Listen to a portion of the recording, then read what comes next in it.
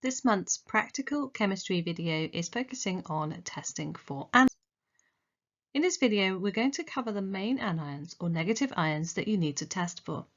For the majority of both GCSE and A-level syllabuses, you need to know how to carry out simple laboratory tests for carbonate ions, sulfate ions, and halide ions, chloride, bromide, and iodide.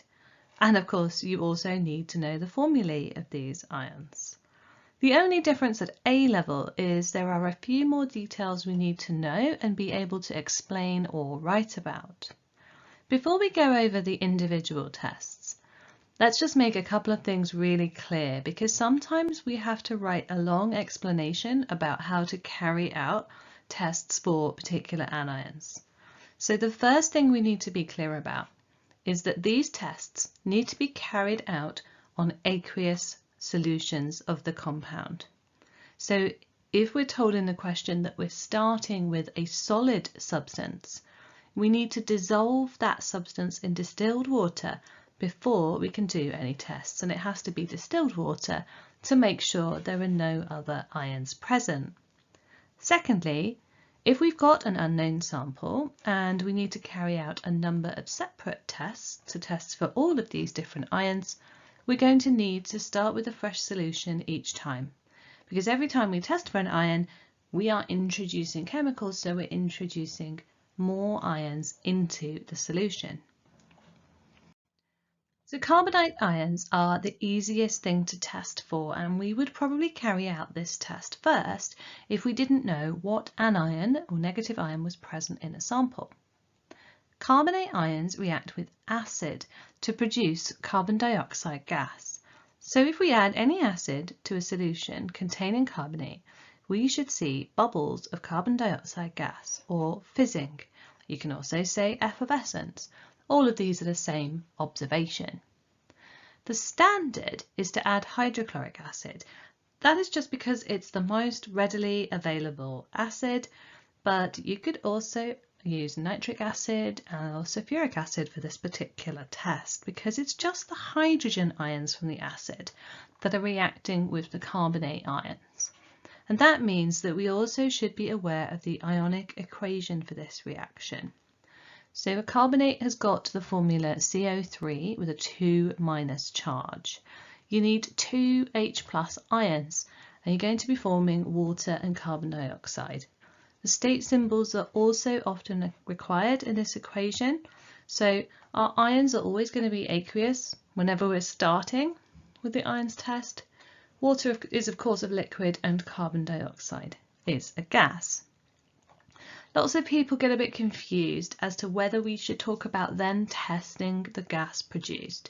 So there's not normally any need to do this. Basically, if we add an acid and we see bubbles, then it's really very certain that we can have carbonate ions in the solution. So if we did need to prove it was carbon dioxide, then we need to bubble that gas that's produced through lime water, so set it up with a delivery tube going into some lime water, and the lime water will turn cloudy. All of the other anions are tested using precipitation reactions. So a precipitation reaction happens when we mix two solutions of ionic compounds together, and one of the combinations of cations and anions is an insoluble compound. For example, if we mix a solution of soluble sodium chloride with a solution of silver nitrate, which is also soluble, then a solid precipitate of silver chloride will form, because silver chloride is insoluble, and sodium nitrate, the remaining ions, will stay in solution. We can easily observe the formation of a precipitate because precipitate is a solid, which means it's going to scatter light and we won't be able to see through the solution. In fact, that last test that we did with lime water and carbon dioxide works because it also forms a precipitate. So when we say that lime water turns cloudy, what we mean is a solid is forming and therefore we can't see through the solution anymore. So precipitation reactions are useful because they're very fast, they're very easy to see. The problem with using precipitation reactions is actually there's quite a lot of insoluble compounds about. So you need to be sure that you only test for one type of ion at a time. And we also usually are going to be adding acid at the same time as we add the other compound that we're using to test for ions. And we'll explain a little bit more about why we add acid when we look at the individual ions tests. So let's have a look at our next one, which is testing for sulfate ions.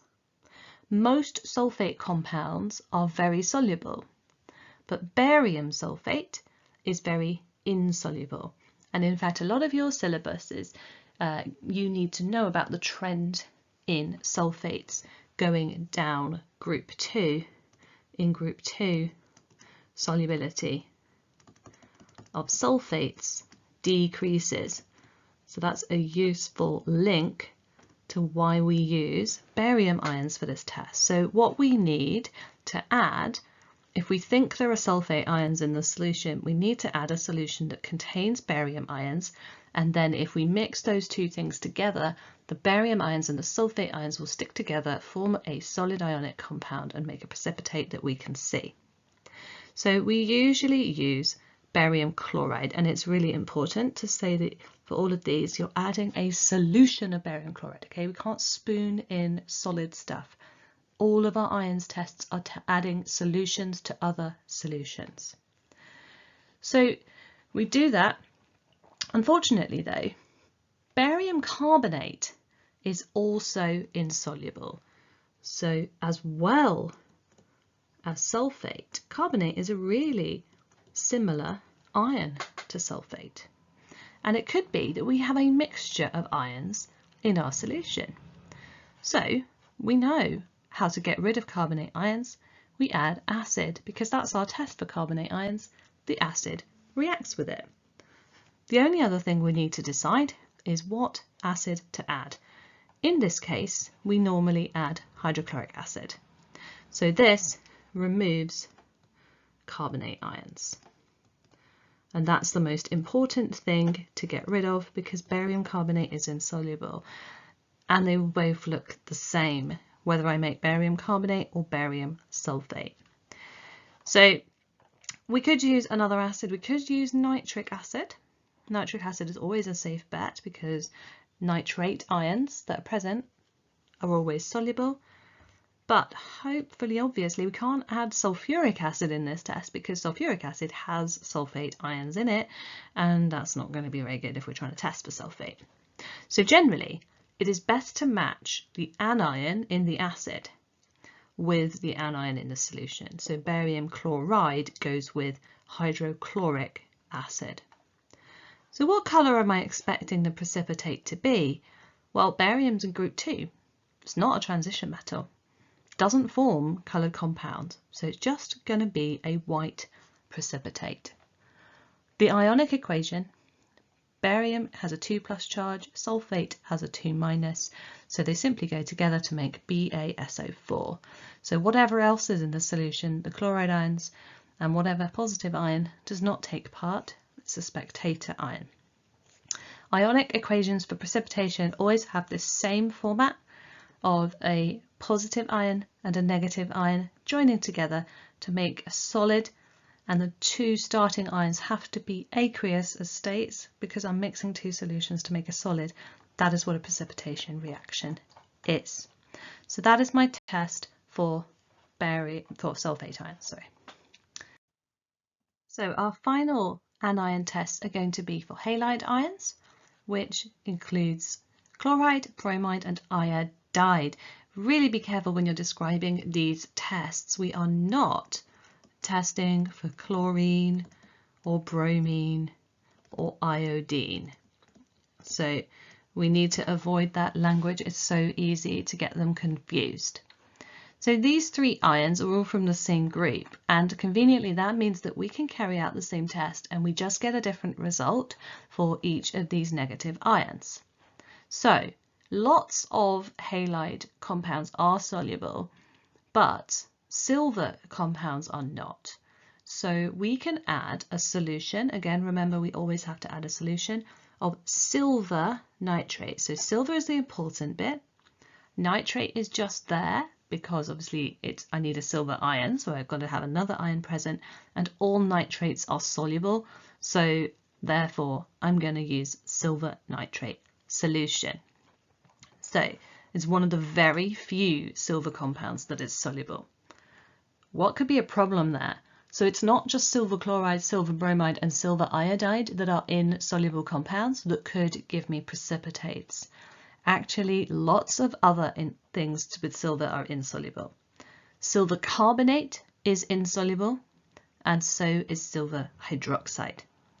So we also need to add an acid just like before, and this time we're not just removing carbonate, but also hydroxide ions, just in case we have any of those present. So acid gets rid of carbonate and hydroxide, and they're both important for silver. It gets rid of carbonate and hydroxide for barium chloride as well. It's just that barium hydroxide is soluble, so I didn't really need to mention it. So I want to get rid of them so I don't make other precipitates that I'm not testing for. Notice that we are using a different acid now. We have to use nitric acid. We can't use hydrochloric acid because hydrochloric acid contains chloride ions, which would give me a precipitate of silver chloride. We can't use sulfuric acid because that contains sulfate ions, and guess what? Silver sulfate, also not soluble. So that is why we're adding our silver.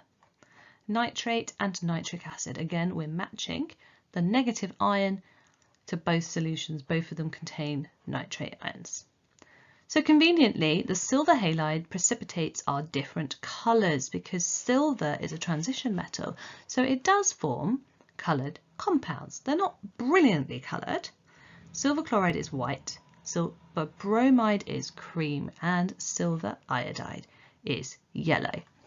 The colours are following a trend, which is actually the same as the trend of the halogens, the elements, that the colours get darker as you go from chloride to iodide, which means that we're going darker down the group.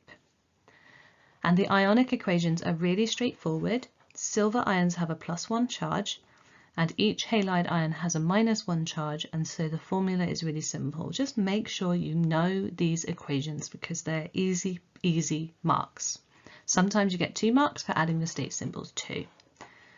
Okay, so the last little bit to add on at A-level is that there are a couple of problems with the silver halide tests. So one of them is you can't tell if you have a mixture of different halides in solution.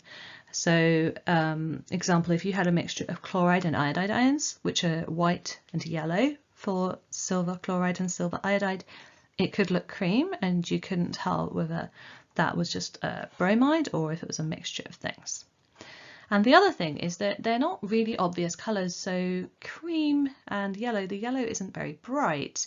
They can be quite hard to distinguish if you don't have them all lined up next to each other so that you can see them gradually getting darker. So we have another test that we can use, which is to add ammonia solution to our 3 precipitates once we formed them. So we have different things that we can see. First, we could try adding dilute ammonia, and what we would find is that the silver chloride precipitate, but only the silver chloride precipitate, would redissolve. Okay, and that's because the ammonia is forming a complex with the silver if you've covered complex ions. So we will see the precipitate disappear, basically. When we say it redissolves, we no longer see it. So that's dilute ammonia. If I then up my game and add some concentrated ammonia, then the silver bromide precipitate will dissolve, but the silver iodide solution will not dissolve in any concentration of ammonia at all. Again, another reason we teach this is because it is showing a trend down the group. They are getting increasingly less soluble, these silver halides, as you go down the group from chloride to iodide. In fact, that is why we can't use silver nitrate to test for fluoride ions, because silver fluoride is so soluble that it won't form a precipitate at all.